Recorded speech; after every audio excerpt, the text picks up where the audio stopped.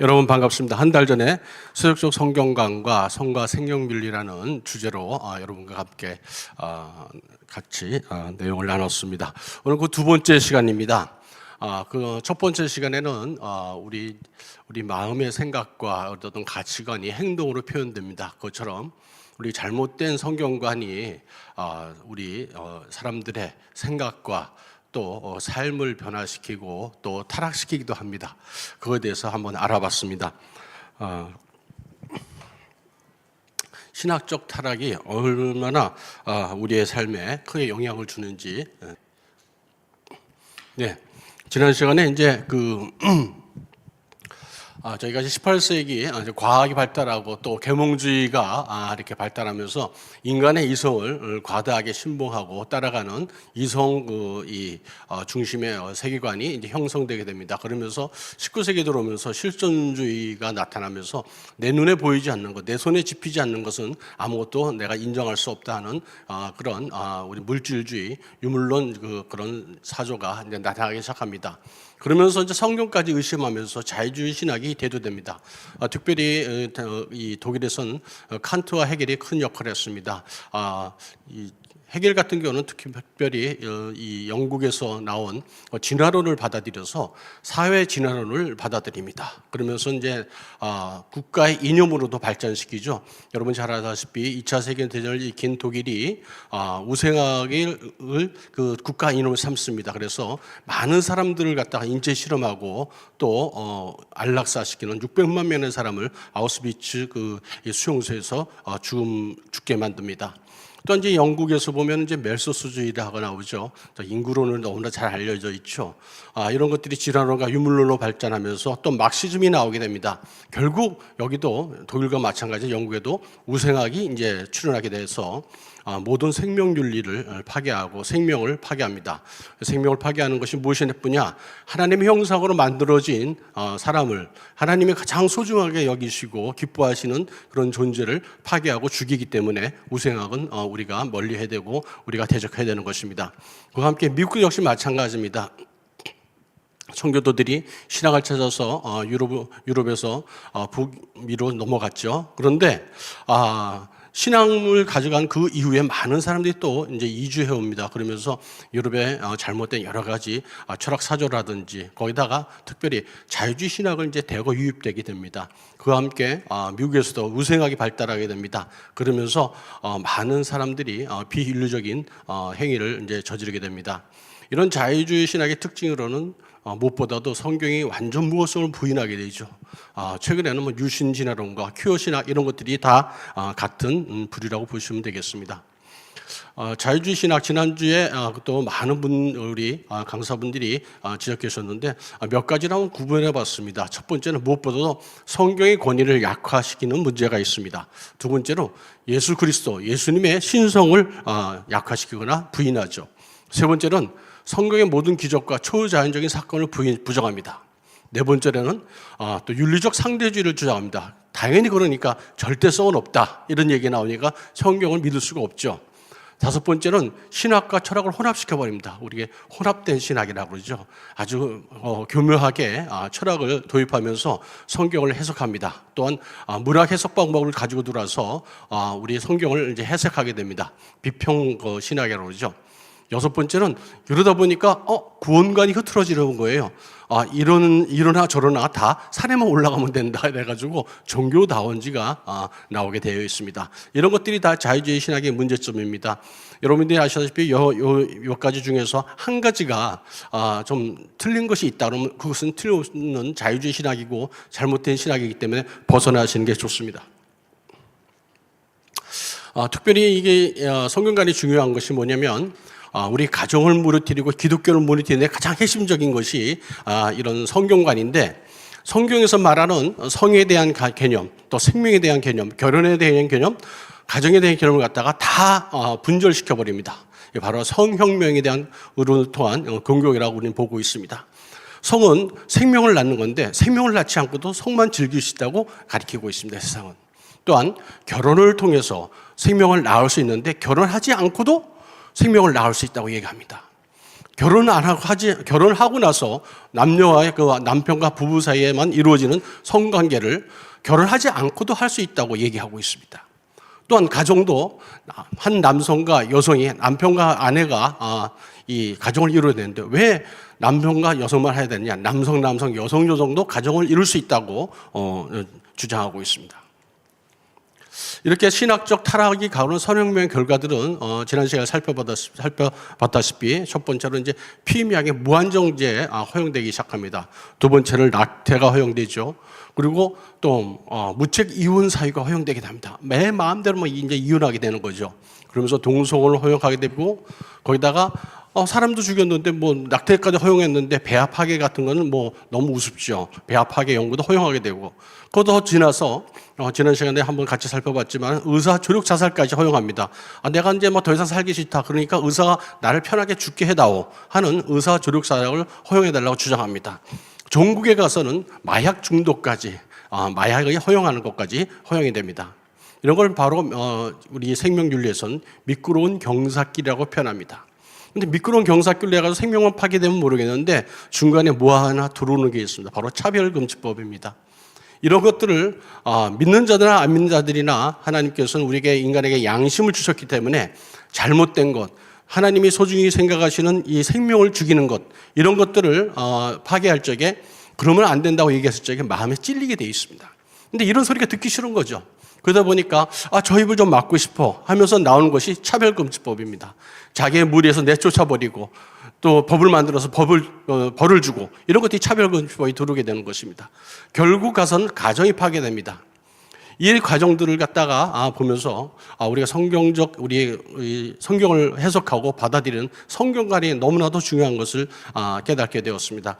지난 시간은 이런 것들을 정리해 봤는데 독일에 대해서 특별히 한번 살펴봤습니다. 이번 시간은 그 외에 영국과 미국 다른 나라에서는 이런 현상들이 어떻게 나타나는지 우리가 한편 살펴보고 또 우리나라에서는 어떤 현상이 일어나고 있는지 살펴보면서 우리가 무엇을 해야 되고 또 어떻게 회복해야 되는지 생각하는 시간을 갖도록 하겠습니다. 여러분 잘 아시다시피 영국에는 그 참 위대한 신앙인들이 많았습니다. 토머스 선교사님, 우리 그 대동강에서 성경책 한번 주고 나서 이제 목을 베어서 이제 순교 당하지 않습니까? 그와 함께 정말 그 이 피해 여왕이라는 메리 여왕이 무수하고 참 두려워했던 존재 존 록스 목사님, 이런 분들이 영국에서 나오신 분입니다. 그 외에 위대한 설교자 찰스 스펄전 같은 분이 있었고 또 그 외에도 이런 그 기독교 변증가들이 참 많은 나라가 바로 영국입니다. 하지만은 현재 여러분들이 영국에 가보시면은 영국 예배당의 한 80% 이상이 술집과 카페와 무슬림으로 다 바뀐 걸 볼 수 있습니다. 왜 이렇게 됐을까요? 바로 자유주의 신학이 들어옴으로써 해서 모든 것이 무너지게 되었다는 것을 저는 알게 되었습니다. 특별히 생명윤리 영역에서 그런 것을 잘 알게 되었습니다. 바로 이제 보게 되면 19세기에 어떤 영국의 어떤 신학적 흐름이 있다는 걸 알게 되었습니다. 그리고 그것이 바로 우리 생명을 위협하는 우생하고 흐른다는 것을 알게 되었습니다.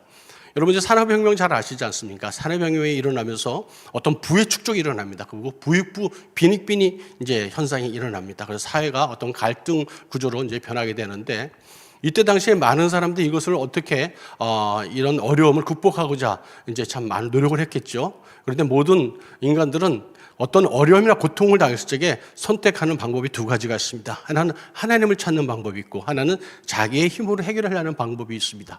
그 중에 하나가 이제 영국에서 일어나는 게 복음주의 부흥운동이 일어나게 됩니다. 왜 이런 것이 일어나느냐? 당시 이제 영국은 성공회가 주를 이루는데 성공회에서 어떤 형식적인 어떤 그 예배나 어떤 모든 활동들이 이 성도들의 어떤 갈급함을 채워지지 못한 겁니다.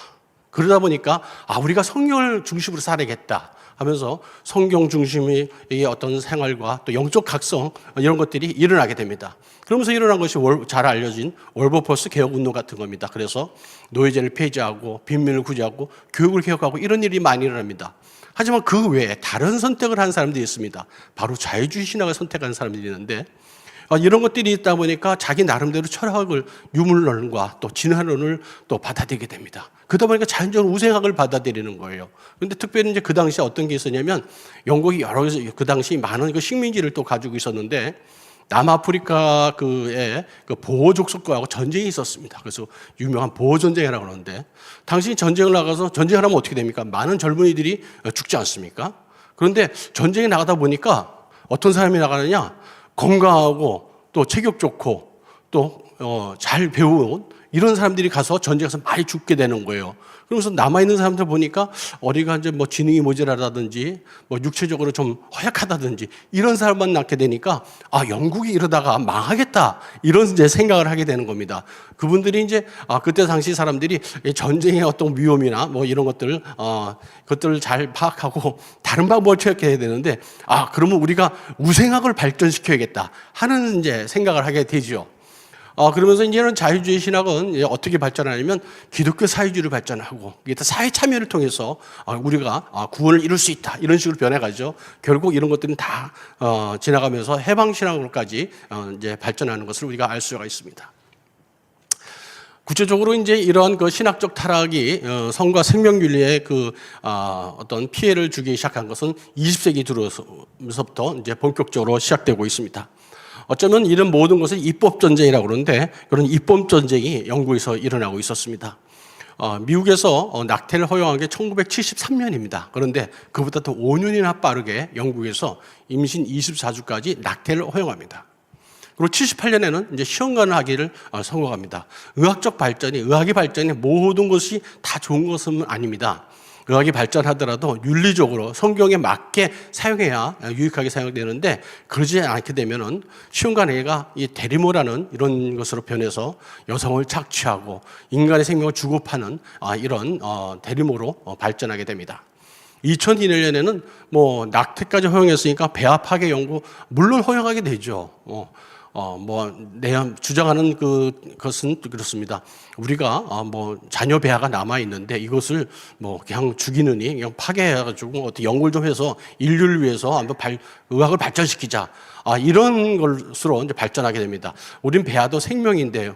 하나님의 형상이 인쳐진 그런 존재인데 마구 파괴하고 이제 죽이게 되는 것이죠. 그러다가 이제 2006년대에서 드디어 영국이 이제 결정적으로 이제 차별급지법이 알려진 그런 평등법이 들어오게 됩니다. 처음에는 이제 많은 성공의 사제라든지 목사님이라든지 이런 종교계에서 반대를 했습니다. 성명서도 읽고 했습니다.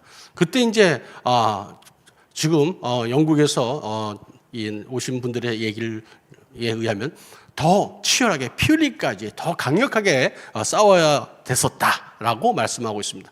조금의 양보가 불과 4년 만에 영국의 모든 것이 무너지는 결과를 낳게 됐는데 처음에는 동성이라도 먹고 살아야 되니까 이제 취직을 할 수 있게 해줘야 되지 않겠느냐. 그리고 나머지 종교계의 얘기는 시행에 넣어서 좀 어떻게 해보겠다 하고 타협을 하게 됩니다. 근데 불과 2년 지나니까 어떤 일이 벌어졌느냐. 동성애가 죄라고 얘기하면 벌을 주겠다고 법을 만듭니다. 또 2년 후에 불과 4년 만에 모든 것이 무너져 버리는데 이제는 이제 성적 지향이나 성 정체성까지도 함부로 얘기하면 당신은 벌을 주겠다고 합니다. 4년 만에 영국이 무너진 것은 바로 이런 입법 전쟁에서 무너지게 됐는데 입법 전쟁의 그 뒤에 이런 법을 누가 만들었느냐? 하나님의 성경적 가치관을 떠났던 모든 사람들이 만들었던 것입니다. 결국 나중에는 어떤 것이 나오냐? 인간이 인간을 죽이자는 의사 조력 자살까지 이제 허용하는 이런 결과를 낳게 됩니다. 여러분 이제 프랑스에 또 하면 우리가 잘 아시는 분이 있죠. 우리 성수협의 우리 전면 이 그림에 나오는 칼뱅이라고 아시죠? 칼뱅 목사님. 이분이 바로 이제 프랑스의 출신입니다. 특히나 이제 우리가 신앙의 많은 우리 선조들을 볼 적에 위근호라는 분들을 우리가 알게 됩니다. 위근호 이분들은 정말 신앙생활을 아주 순수하게 했습니다. 내가 구두를 하나 만들더라도 이것을 하나님에 바치는 것을 생각하고 구두를 만들었습니다. 빵을 하나 굽더라도 이것을 내가 하나님께 바치는 거라 정성을 다해서 이렇게 성실하게 삶을 유지하고 또 신앙생활을 한 사람들이었습니다. 하지만은 프랑스에서 카톨릭의 핍박을 해서 수많은 순교자가 발생하게 되는데 그러면서 이제 각지로 이제 다이아스포라처럼 흩어지게 됐죠. 근데 하나님의 신앙을 지켰던 사람들이 어떤 일을 역사적으로 일으키느냐? 영국에 가가지고요 산업혁명을 일으킵니다. 스위스에 가가지고요 시계를 잘 만드는 그런 일을 하게 됩니다. 네덜란드에 가서는 개혁주의 신앙을 다 일으키는 이런 동력을 제공한 분들이 바로 신앙의 선조들 위그너였습니다. 그런데 이 프랑스가 이제 타락해가는 것들을 우리가 알 수 있습니다. 1789년 있죠. 프랑스 혁명이 일어납니다. 물론 그 당시에 그 캐톨릭 종교계의 성직자들의 어떤 부패라든지 뭐 이런 것들이 여러 가지가 작용했겠죠. 그런데 프랑스 혁명이 발생하면서 반기독적 분위기가, 기독교적 분위기가 확산이 됩니다. 그러면서 신은 없어, 나 신을 안 믿겠어 하는 무신론이 되도 되게 됩니다. 이런 것들이 쌓이면 어떻게 되겠습니까? 그러다가 이제는 드디어 68혁명이 나오는 거죠. 68혁명을 통해서 내 욕망을 내 욕망대로 살고 싶다. 금지하는 것을 모두 다 금지해다오 하고 주장하게 됩니다. 이러면서 이제 프랑스에도 많은 그런 이제 세속적 세계관에 있는 많은 이제 철학자다든지 이런 사람들이 영향을 미치게 됩니다. 여러분 아시는 분들이 많이 계실 겁니다. 개학견을 한 분들이라든지 또는 이제 동성애를 갖다가 합법화해달라고 주장하는, 그리고 또 그걸 즐기고다 이제 에이즈에 걸려가 죽은 이제 철학자도 있고 이런 것들이 프랑스였는데 왜 그렇게 됐느냐? 바로 신학적 그런 그 성경관이 가치가 사회를 지배하지 못하니까 나타난 것입니다. 그러다 보니까 이제 1999년은 등록동거제를 이제 도입하게 됩니다. 그러면서 그냥 결혼식 안 하고도 그냥 같이만 살면 되는 거야 하면서 동성결혼을 갖다가 문을 열어놓게 되죠. 그러다가 2013년 5월에 드디어 동성결혼 합법화를 하게 됩니다. 이 사람들의 주장은 그렇습니다. 우리가 프랑스의 출산율이 줄어드니까 그냥 동거하면서 애를 낳아도 인정을 해주자. 근데 결과가 어떨까요? 1994년에 37.2%가 혼외자가 나왔어요. 그때 당시에 상당히 많았지 않습니까? 그런데 2022년 되면서 65.2%까지 혼외자가 늘었습니다. 그러니까 결혼을 안 하고 그냥 애 낳고 사는 겁니다. 그러니까 애 낳고 살다 보니까 헤어지고 이렇게 다시 만나고 이런 것들이 너무 많잖아요. 그러니까 내 아빠가 두세 명인 사람도 있고 엄마가 두세 사람도 있고 가정이 완전히 무너진 겁니다. 그러면 과연 이런 등록등고제, 동반자, 생활동반자법 여러 가지 지금 이름들이 많은데 과연 출생률은 올라갔느냐? 따져보니까 2010년에는 2.03명이었는데 2022년에는 1.79명이 떨어졌습니다. 안타까운 것은 이렇게 잘못된 제도와 법을 우리나라의 법으로 가지고 들으려는 그런 분들이 있다는 것이 상당히 안타깝습니다. 네덜란드 역시 여러분들이 잘 아시죠? 옆에 있는 분 이제 카이퍼 아닙니까? 모든 영역에서 하나님의 왕이 되게 하라. 정말 멋있지 않습니까? 이러면서 이분은 이제 목사님이시자 네덜란드 수상까지 지내신 분이죠. 그런데 네덜란드가 어떻게 변했는가? 실질적으로 우리 네덜란드는 그 개혁주의 신학이나 신학교가 아주 유명한 학교가 많이 있습니다. 하지만은 지금에서는 세계적으로 신학에 가장 빠르게 그리고 급속하게 바닥으로 떨어진 나라가 바로 네덜란드라고 얘기하고 있습니다. 여기는 1976년에 마약을 먼저 허용해 버립니다. 그래서 카페에 가서 그냥 마리아나를 대마를 마음대로 펴도 되는 그런 나라를 만들어 봤습니다. 그러니까 자연적으로 이제 낙태도 허용하게 되죠. 또 동성혼도 허용합니다. 2002년에는 안락사까지 허용하게 되죠. 이런 미끄러운 경사학계를 아주 급속하게 타라고 내려가고 있습니다. 다 기독교 국가인데 다 이런 경향을 취하고 있습니다. 자, 우리 미국의 경우를 한번 보겠습니다. 미국에서 좀 더 자세하게 좀 보도록 하겠습니다. 미국은 청교도들이 이제 학교를 제일 먼저 이제 건립합니다. 여러분, 청교도 정신이라는 것은 모든 삶의 중심을, 생활의 중심을 성경 중심으로 하는 것들이 청교도들입니다. 그러면서 어떤 일을 하고 노동을 하는 것다가 소명, 보케이션을 알았습니다. 나의 천직으로, 하나님께서 나의 주신 거로 생각하니까 그 일을 갖다 그렇게 열심히 하고 성실하게 하지 않을 수가 없습니다. 그리고 근면하고 검소하고 성실했습니다. 이게 바로 청교도 정신입니다. 근데 이분들이 북미로 이제 아이들을 데리고 이제 신학을 찾아 갔습니다. 그런데 무엇이 문제였느냐? 아이들이 내가 가르쳐준 그 성경 지식 외에도 스스로 성경을 읽고 얘네들이 성경을 보고 하나님을 알아야겠는데 글을 모르는 거예요. 그래서 제일 먼저 맞는 것이 학교와 또 예배당입니다. 예배를 드릴 예배처소와 학교를 제일 먼저 세웠습니다. 미국에서 학교의 시작은 그렇게 시작된 겁니다. 여러분 아시다시피 하버드나 예일이나 프린스턴, 다트버스 아주 유명한 대학 아닙니까? 다 이 학교들이 신학교부터 시작된 학교들이었습니다. 그런데 미국에서 신학이 퇴조하고 또 세상과 타협하기 시작하자 1963년에 미국 여름에 그 케네디 대통령 아시죠? 이분이 결정적인 이제 방점을 찍어버립니다. 공립학교에서 모든 기도에 성경 읽기를 금지시켜버려요. 그 전까지는 학교에서 기도도 하고 또 성경도 읽었습니다. 하지만 이것을 갖다가 다 금지시켜버립니다. 어떻게 보면 역주행하는 대통령이 돼버린 거죠. 미국의 어떤 보수주의 신학과 그 자유주의 신학의 흐름이 있습니다. 미국에도 영국과 같이 보수주의 흐름이 있었고 자유주의 신학의 흐름이 양갈래로 있었습니다. 첫 번째 18세기에 대각성 운동이 일어납니다. 그러면서 회개하고 구원을 강조하고 성경 중심으로 살자고 이런 이제 대각성 운동이 일어납니다. 전 세계를 휩쓸었던 이런 대각성 운동인데 그러면서 그에 이어서 2차 대각성 운동이 일어납니다. 1차 때 조나단 에드워드와 조지 필도 유명한 분들이 그 앞에서 주도했었고, 2차는 찰스 필이나 무디 등 이런 분들이 2차 대각성 운동의 어떤 리더가 되었었습니다. 그래서 이분들은 이제 대각성 운동뿐만 아니라 삶이 또 변해갔거든요. 그러면서 금주운동을 일으키고 노예제를 폐지를 주장하고 이런 걸 했습니다. 하지만은 그와 함께 또 세상적인 방법을 택하는 사람들이 미국에서는 나타난 겁니다. 자유주의 신학을 이제 받아들이게 됐는데 미국에 유럽에서 이렇게 넘어온 분들이 이런 그 신앙인들만 넘어온 게 아니라 비신앙인들, 예수님을 모르는 사람들도 넘어오게 되고 그러면서 계몽주의와 이런 모든 철학사들도 가져옵니다. 특별히 가장 위험한 가지고 들어오지 않았어야 될 독일의 자유주의 신학을 유입하는 것이 큰 문제가 되고 있습니다. 18세기 말에 독일에 많은 유학자들이 갔습니다. 신학자들이 유학을 갔습니다. 대표적인 것이 유년 신학계 찰스 브릭스입니다. 이분이 바로 독일의 성경 비판, 고등 비편을 가지고 들어와서 미국에 이제 본격적으로 심게 됩니다. 그와 함께 들어오는 것이 독일과 영국에서 이제 있었던 어떤 다이니즘을 갖다가 특히나 독일에서 독일의 국가 인용을 받아들였던 소셜 다이니즘 이것을 갖다 가지고 들어야 됩니다. 그래서 우리가 부흥한 더 건강하고 잘 사는 그런 미국을 만들자 그런 생각을 하게 됩니다. 그러면서 뭐를 했느냐?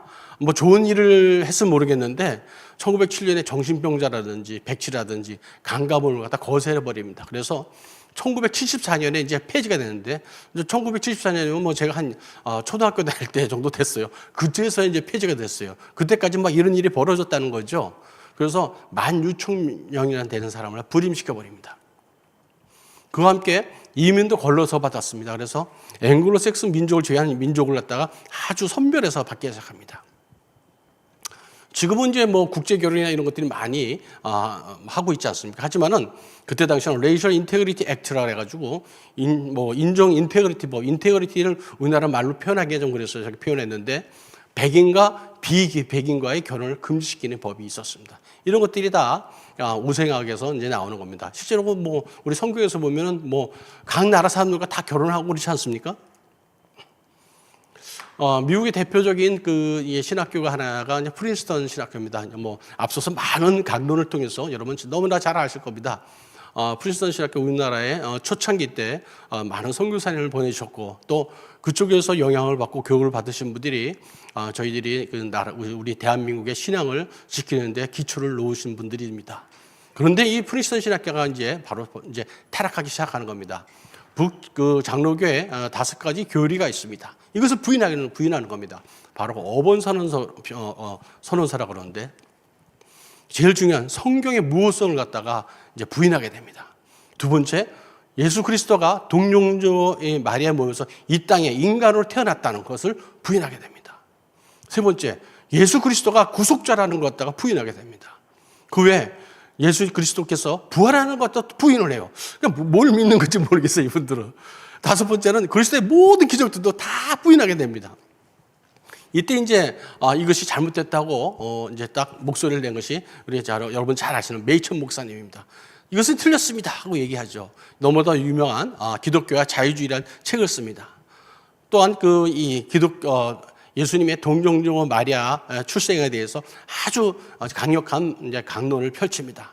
근데 이 사람들이 뭐 어떤 일을 벌였냐? 지난 시간에 한번 소개해드렸지만 메이천 목사님이 눈에 가시거든요. 그러니까 무슨 선교 뭐 이런 거 가지고 누명을 씌워가지고 목사를 제명시키고 쫓아내버립니다. 물론 이제 모든 것에 하나님의 그 인도하심이 있었기 때문에 메이천 목사님이 또 이제 신학교를 세우고 여러 일이 있었습니다. 하지만은 이런 타락된 신학에서 배우고 나온 이제 분들이 목회를 하게 되니까 어떤 일이 벌어지느냐? 여러분 미국에서 2015년에 동성결혼 합법화를 합니다. 결혼의 정의를 재정의해 버립니다. 그런데 그거보다도 몇 년 앞선 4년이나 앞선 2011년에 목사와 또 장로와 안수 집사를 갖다가 이 게이를 갖다가 안수해도 된다고 허용을 하게 된 겁니다. 법보다 벌써 나간 거죠. 그러니까 지난 시간에 어떤 분이 어떤 고백을 했습니다. 교회가 만약에 낙태와 동성애를 허용하지 않았다면 감히 사회가 교회를 향해서 낙태와 동성애를 허용하라고 우리한테 요구하지 못했을 것이다. 이런 말씀을 했는데 바로 저런 것을 두고 하는 말씀입니다. 최근에는 2016년에 여러분 그 필그림 선교교회 양춘길 목사님 계시는 이제 교회가 있습니다. 이 교회가 바로 이제 북 장로교회 교회인데 이제 총회에서 이제 뭐 목사건 뭐 장로건 다 동성애를 세울 수 있다고 이렇게 그렇게 해라 그러니까 이분이 도저히 신앙심사 그럴 수가 없었어요. 그래서 이제 공동회의를 소집합니다. 그래서 총회에서 이런 결정이 내려왔는데 여러분 어떻게 하시겠습니까? 했더니 몇 가정 빼놓고 모든 가정들이 우린 그렇게 살 수 없습니다. 우리는 하나님 말씀대로 살겠습니다 하고 모든 것을 포기하고 나옵니다. 뭐 이제 포기하고 나오는데 어떤 거냐? 첫 번째는 양 목사님이 그 사택이 이제 빼앗기죠. 그다음에 연금도 빼앗깁니다. 뭐 목사님 아무것도 없는 이제 뭐 거래에 나앉게 되는 겁니다. 거기다가 교인들은 100억이 넘는 커다란 예배당을 빼앗기게 됩니다. 그런데 그 아낌없이 나와서 신앙을 지킵니다. 지금은 아틀란타에서 아주 큰 교회로 정말 많은 신앙인들이 모이는 그런 이제 방주가 되고 있습니다. 그와 함께 이제 미국에는 장로교보다는 이제 남침례교가 주류를 이루고 있습니다. 우리나라는 전 세계적으로 특징적으로 장로교가 이제 많지만 이제 미국에서는 이제 남침례교가 이제 주를 이루고 있습니다. 근데 남침례교회도 자유주의 신학에 대해서 오염돼서 한때 홍역을 치른 적이 있습니다. 바로 19세기, 20세기 초 바로 이런 때가 비슷하게 나타나게 됩니다. 성경의 권위와 초자연적 요소를 갖다 믿지 못하겠다. 이런 이성주의 또 이제 자연주의 신학이 들어옵니다. 대표적으로는 엘러튼 논쟁이라고 1961년 되게 크게 일어났습니다. 구약학 교수입니다. 엘러트가 이제 남침례 교회 대학의 구약학 교수인데 세 가지를 주장합니다. 그래서 아담은 역사적인 인물이 아닌 인류 전체를 나타낸 거다. 그래서 상징적으로 표현을 해버려요. 그리고 아브라함이 이삭을 이렇게 갖다 바치는 것은 뭔가 좀 잘못 알고 착각한 거다. 세 번째는 창세기의 모든 이런 이적적인 사건은 역사적인 게 아니라 상징적인 거다. 그러니까 어떻게 하겠습니까? 그래도 깨어있는 남침교회 신앙인들이 금서로 정하고 이 교수를 파면해버립니다. 그런데 이런 불씨가 계속 누룩이 자라나서 또 이제 남침묘가 개혁되기까지 많은 시간이 흐르게 됐습니다. 그 중에 상당히 큰 일을 하신 분이 에드리안 로저스 목사님인데, 이분이 이제 그 남침묘의 교단 총회장이 되면서 당신이 이제 모든 교수와 이제 그 총회 임원들에게 묻습니다. 당신이 성경의 무엇성을 믿습니까? 그래서 무엇성을 믿으면 우리 여기 있고 여기 무엇성을 믿지 않으면 우리와 같이 못합니다. 가지고 선을 그어버립니다. 그러면서 일대 개혁을 일으키죠. 그래서 이제 저번에 대해서 우리가 좀 더 많은 이제 연구와 또 이제 그런 것이 필요할 것 같습니다. 미국에서 우리가 이제 이 신학적 타락이 어떻게 흘러가느냐, 대표적인 피임약이라고 했죠. 72년 전까지는 기혼자만 구입했었습니다. 그런데 반전운동, 월남전이 끝나면서 반전운동이 일어나고 그러면서 이 프리섹스 어떤 그 분위기가 흐르면서 젊은이들이 너무 성적으로 타락하고 성관계를 함부로 하는 거예요. 그래서 이제 나온 것이 뭐냐면 이제 피임약을 기혼 환자가 아닌 미혼자에도 허용해야 된다. 그 이유가 바로 1972년에 아인슈타트 때 배우더라는 이제 판결로 나옵니다. 개인의 성적인 자유와 사생활을 보장해 줘야 된다. 말은 그럴듯한데 저 당시에 미국은 저런 쉬운 방법이 아닌 윤리회복운동, 도덕회복운동을 일으켰어야 되는데 그러지 못했습니다. 하지만 잘못된 정책의 결과는 어떻게 나오냐? 물란한 성행위가 증가합니다. 성행위가 증가하니까 당연히 성병이 증가하겠죠. 피임약의 부작용 나왔죠. 그리고 원치 않는 아이들이 막 생겨나기 시작했어요. 그럼 어떡합니까? 낙태를 할 수 있다고 주장하게 생각합니다. 그러면서 이제 낙태를 합법화를 주장하게 되죠. 그러면서 결혼과 출산의 의미를 약화시켜 버립니다. 그러니까 다연적으로 가정이라는 울타리가 무너지고, 그러니까 혼외자 출산이 늘어나게 되겠죠. 미국에서는 현재 1914년 벌써 10년 전이에요. 그때 혼외 출산자들이 10명 중에 4명 정도가 결혼하지 않은 그런 혼외자로 나오고 있습니다. 이런 일들이 미국에서 벌어지고 있습니다.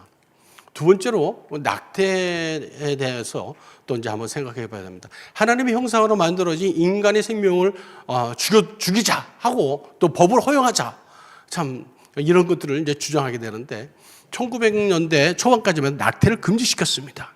왜냐하면 청교도는 철저하게 성경적 가치관을 가지고 성령 중심으로 생활하고 믿고 왔기 때문에 그렇습니다. 그런데 그 당시에는 미국 의사협회도 낙태 반동의 운동에 앞장섰었어요.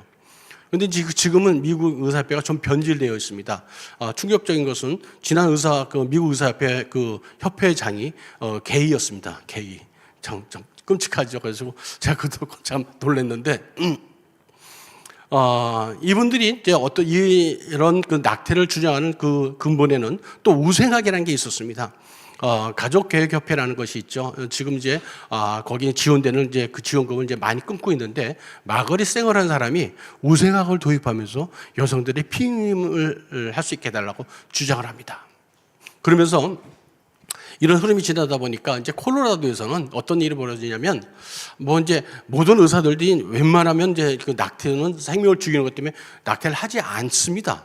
하기 싫어합니다. 왜냐하면 왜 의사가 사람을 살리는 일을 해야 되는데 죽이는 일에 내 의술을 사용한다는 게 전문가의 양심으로 맞지가 않거든요. 근데 이제 법으로 정해놓은 거예요. 그렇지만 이런 거는 좀 우리가 허용이 되지 않겠냐. 그래서 하는 말이 이제 강간을 당했을 때나 근친상간이 있을 때나 또 그다음에 심각한 기아 경영이 있거나 또 제일 뒤에 하나가 딱 나오죠. 이런 거는 허용되죠. 정말 임신을 중단하지 않고는 산모나 아이가 다 죽는 경우가 있어요. 이런 경우는 어쩔 수 없는데 나머지 것까지 다 콜로라도주에서 법을 만들어서 허용을 하게 됩니다. 그러다가 이제 몇 년 지나가서 뉴욕에서는 임신 24주까지 낙태를 허용합니다. 현재 미국에서 이렇게 전 50개 주 중에서 가장 이렇게 급진적으로 성적 타락, 이 존중사랑, 경시사상이 이제 팽배한 곳이 뉴욕과 콜로라도주입니다. 뉴욕주에서는 만기 출산 전까지는 아무 때든지 낙태를 허용하자고 이제 얘기하고 있습니다. 혹시라도 이 강론을 듣고 계신 뉴욕에 있는 분들이나 콜로라도에 사시는 우리 교우분들은 많이 기도하셔야 될 거로 생각됩니다.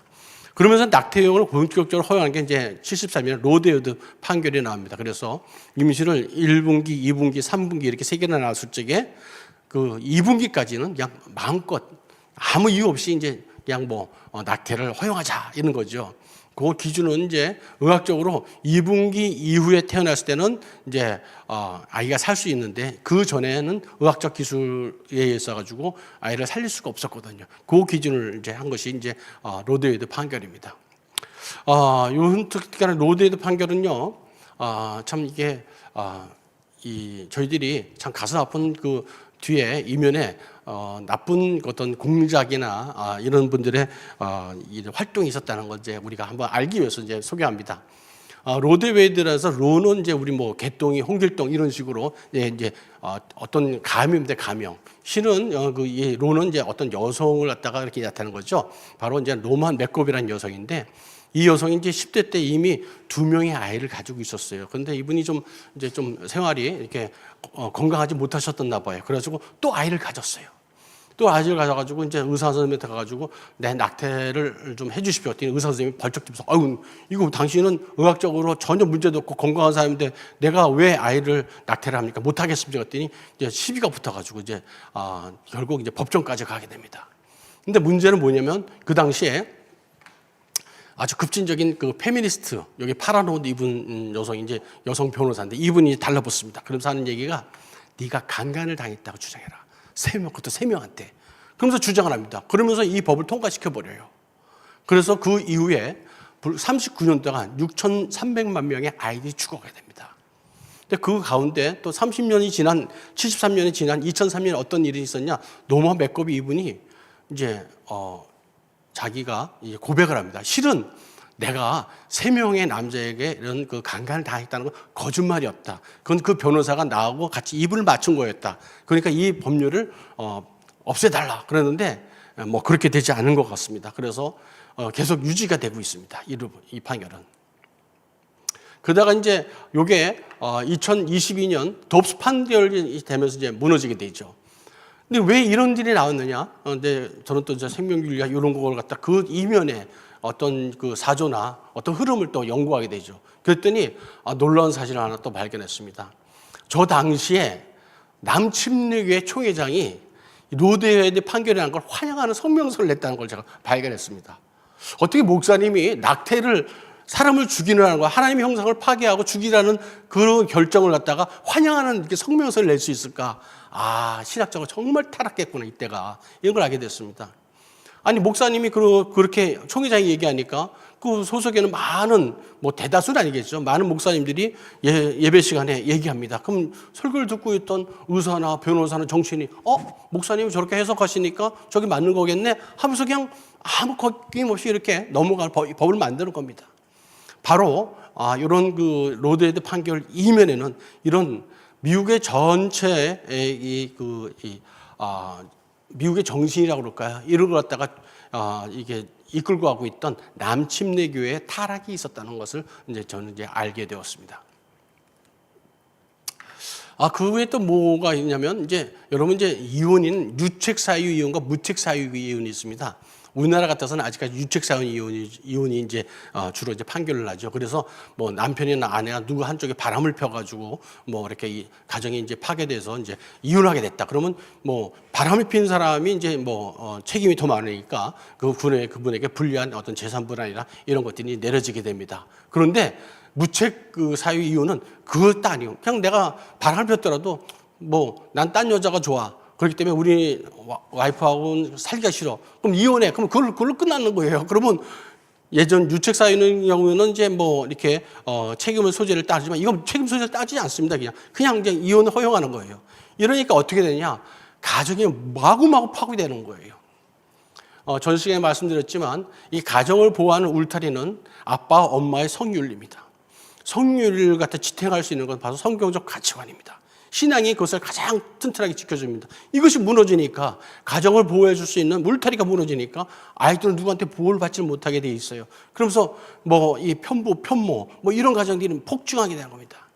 그래서 이혼하면서 난 나의 행복을 찾아서 이혼한다.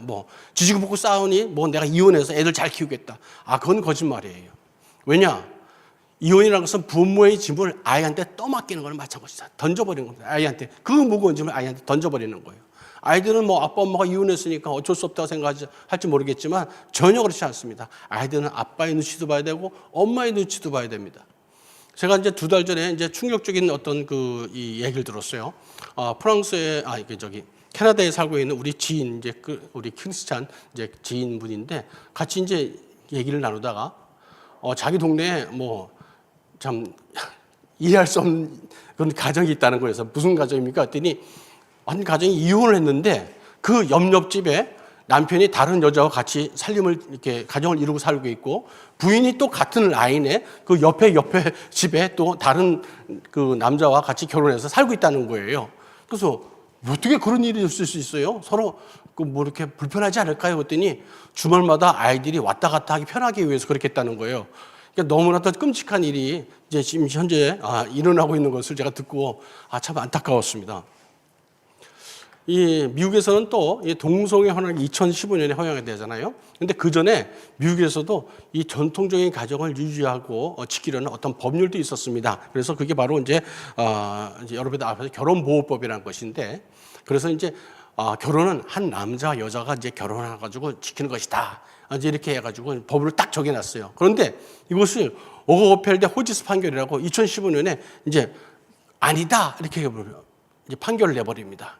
그러면서 결혼도 제정해버리고 부모의 의미도 그 개념도 제정해버린 거. 그러니까 뭐 게이 커플, 레즈비언 커플이 이제 나오게 되는 거죠. 혼외 출산이 증가하게 되죠. 뭐 이런 일들이 이제 벌어지게 됩니다. 결국 미국 전통 가정의 몰락 때문에 해가지고 모든 것이 사회가 무너지고 있는 것입니다. 그와 함께 미국을 강타한 성혁명의 어떤 그 대표적인 사례가 이런 그 음란물입니다.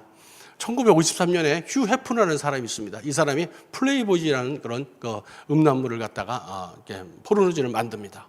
그러면서 이제 아주 돈을 많이 벌었겠죠. 그러면서 당연히 뭐가 됩니까? 성유리가 타락하게 되죠.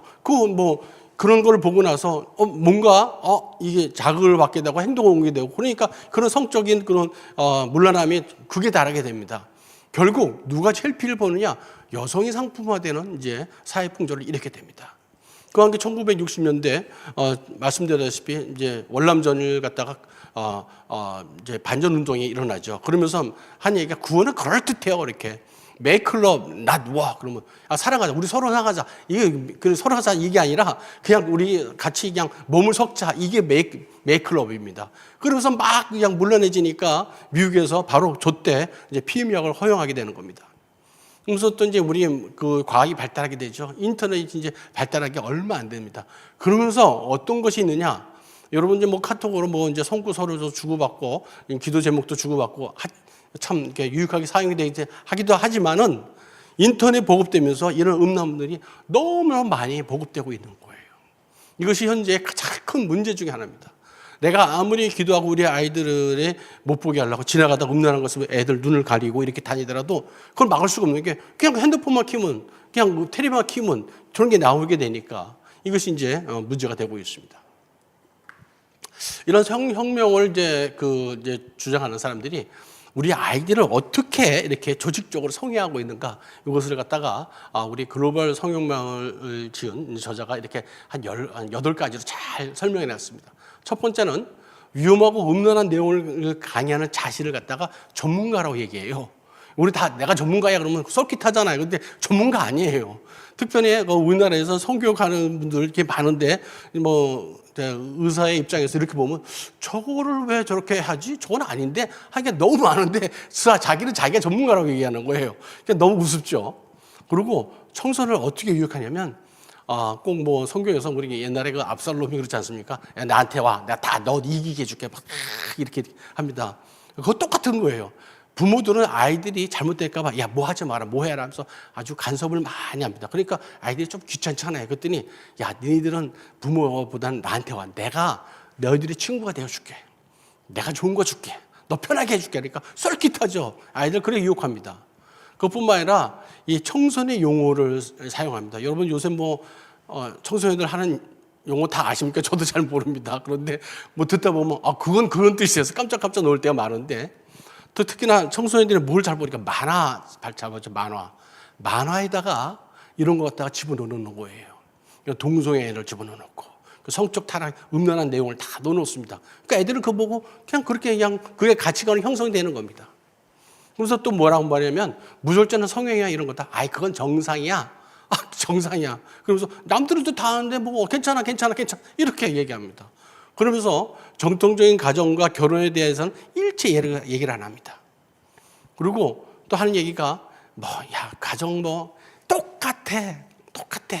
그래서 정통적인 가정의 어떤 메리트와 장점과 이런 것들을 갖다 다 개념을 없애버립니다. 마지막에 제일 부끄러운 건 뭐냐? 수치심을 모릅니다. 최근 우리나라에서도 그런 일이 있었죠.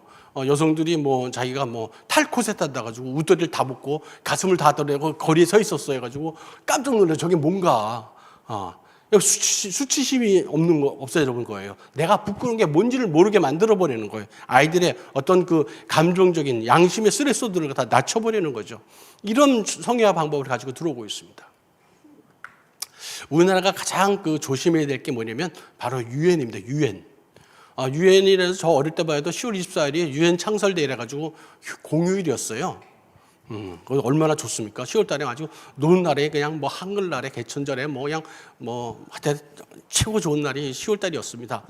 그러면서 유엔이 우리나라를 도와주지 않았습니까? 공산 침략에서 유엔군들이 와가지고 우리를 갖다가 자유를 찾아준 것이 참 고마운 것이 유엔입니다. 그래서 우리는 유엔을 되게 좋게 생각하고 있어요. 또 특히나 그 48년은 세계인권선언, 2차 세계대전이 지나면서 아우슈비츠에서 뭐 많은 사람들이 600만 명의 사람이 죽고 인체 시험을 하고 이러다 보니까 인간에 대해서는 이렇게 하면 안 된다. 최소한도 우리 인간 서로 보호해줘야 된다 하면서 인권선언까지 만듭니다. 아주 잘 만든 선언이에요. 그런데 그 유엔이 1948년의 유엔이 지금의 유엔과는 다른 유엔입니다. 이미 유엔에 참석하고 있는 모든 리더들과 이 사람들은요, 이미 성교육이 타락된 가치관에서 혁명 교육을 다 받은 사람들이 올라가 있어요. 그러니까 무슨 일을 하느냐? 유엔에서 인권이라는 이름으로 태아를 죽여라, 낙태를 허용해라 하고 각 나라에다가 이렇게 요구하고 있습니다. 뿐만 아니라 동성 커플을 허용해라고 이렇게 압력을 넣고 있어요. 그래서 지금의 유엔은 옛 우리가 알고 있는 그 우호적인 그 좋은 유엔이 아니다라는 것을 우리 알아야 됩니다.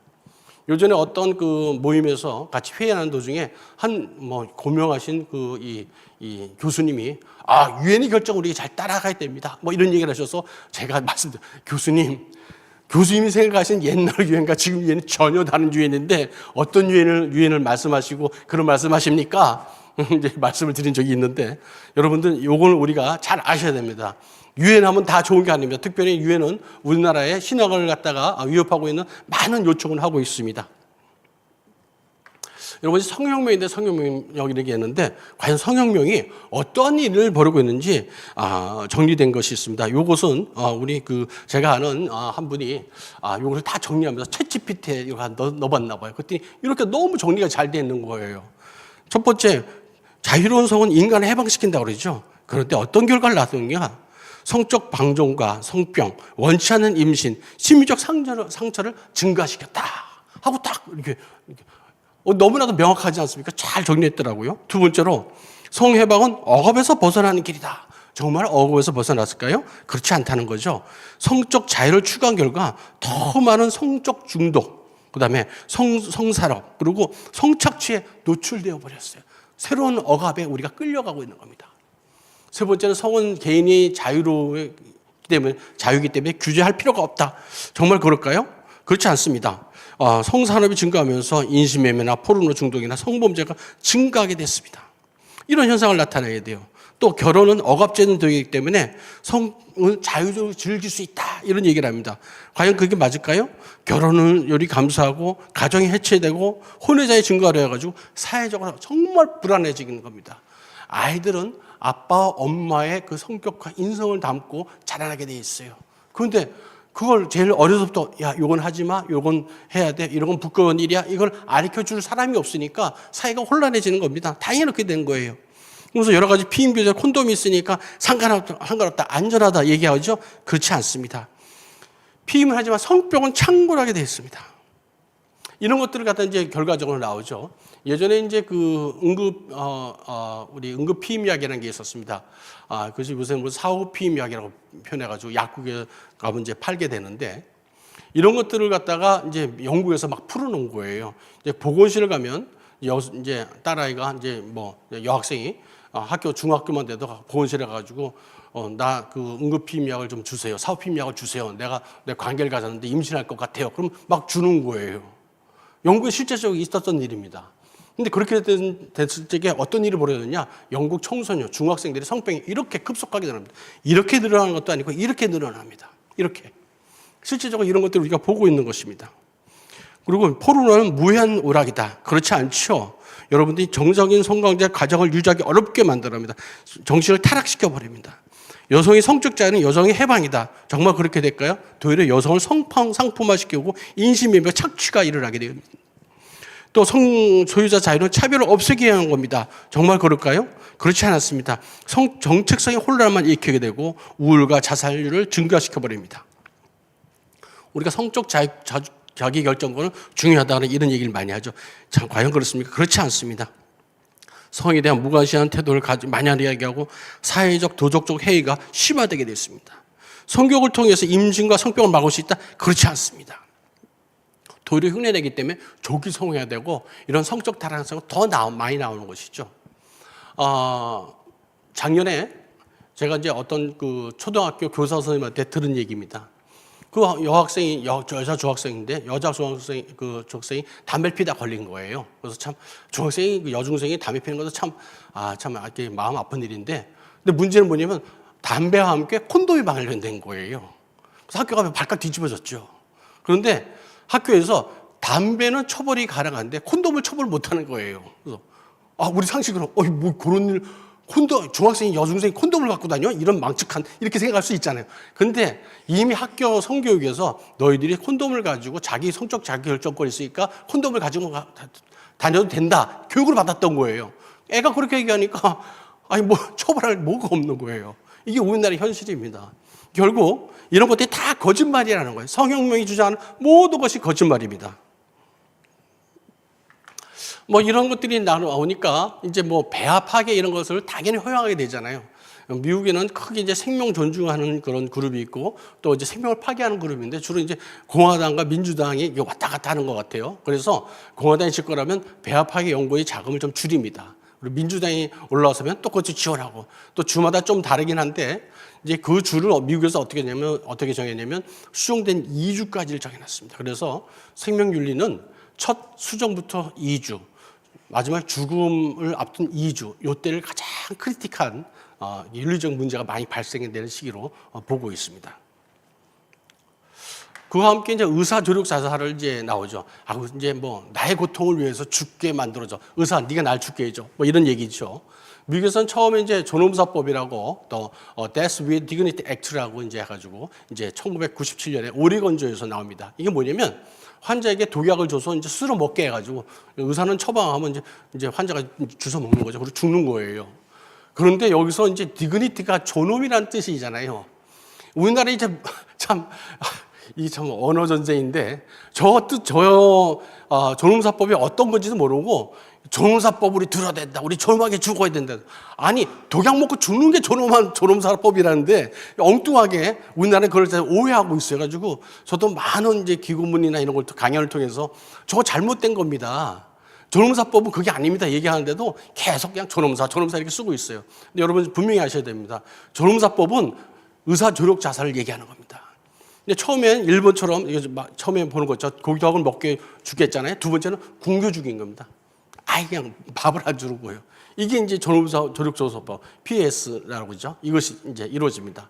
현재 이것이 야금야금 번져나가가지고 이제 그 미국의 50개 주, 11개 주에서 이제 허락이 되고 있습니다. 하지만은 모든 의사들은 이제 얘기하고 있습니다.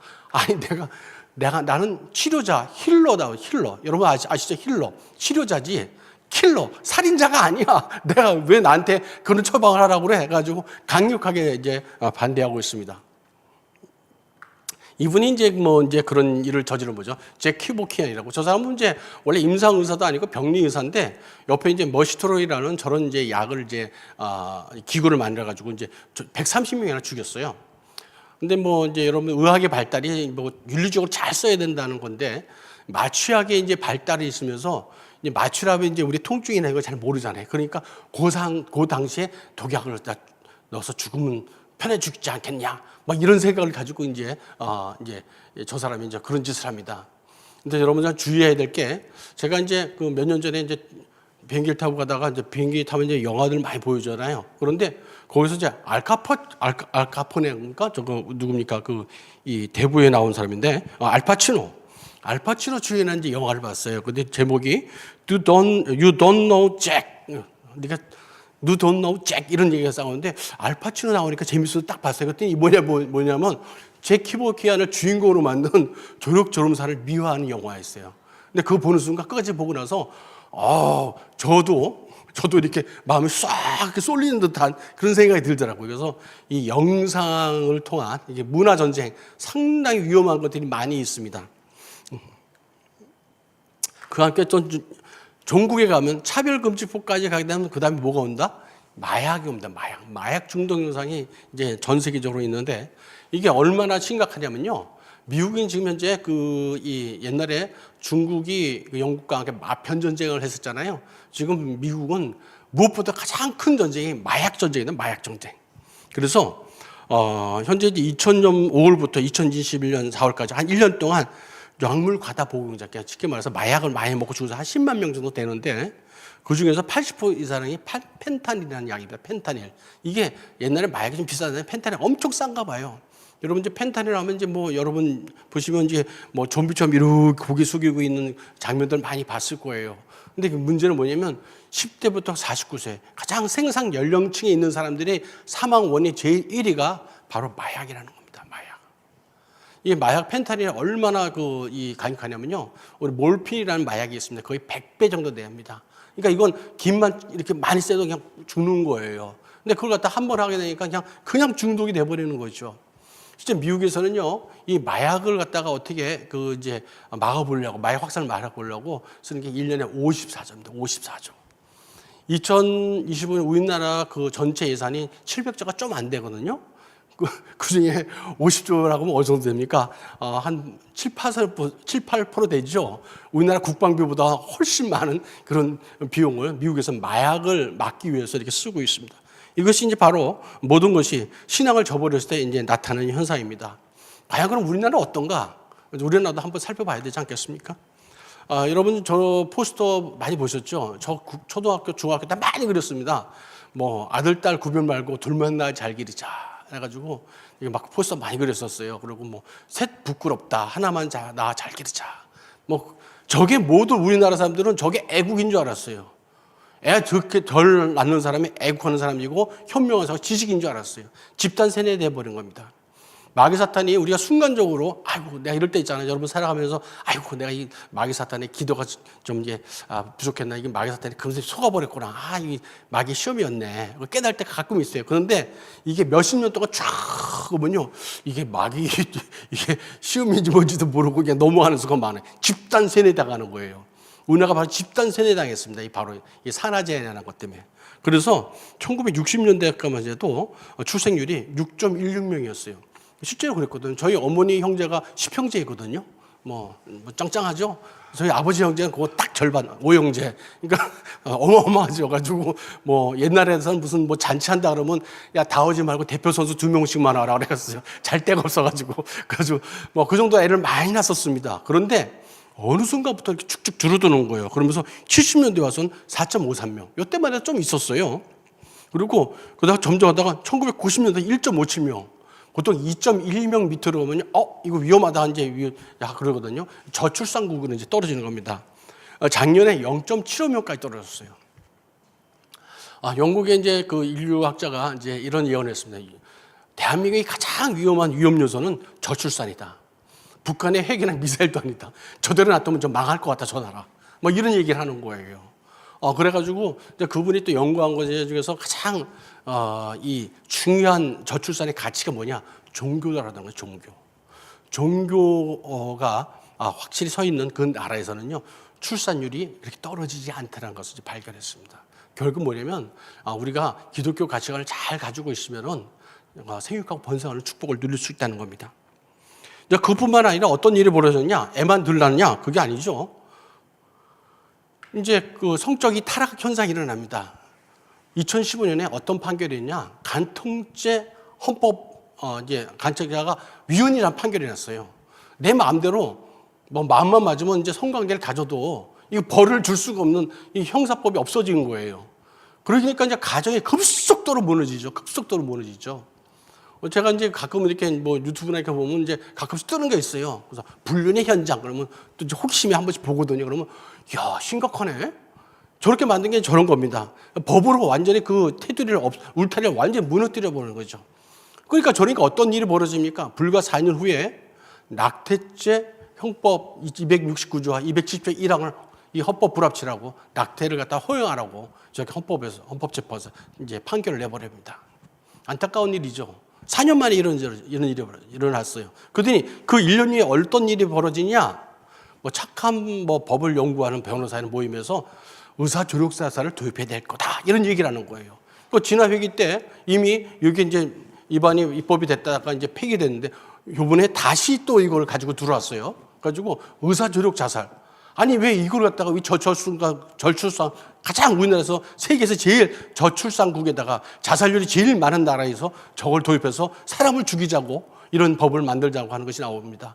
이런 것들이 가치관이 한 번에 무너지면 너무나도 자연스럽게 다가오는 거예요.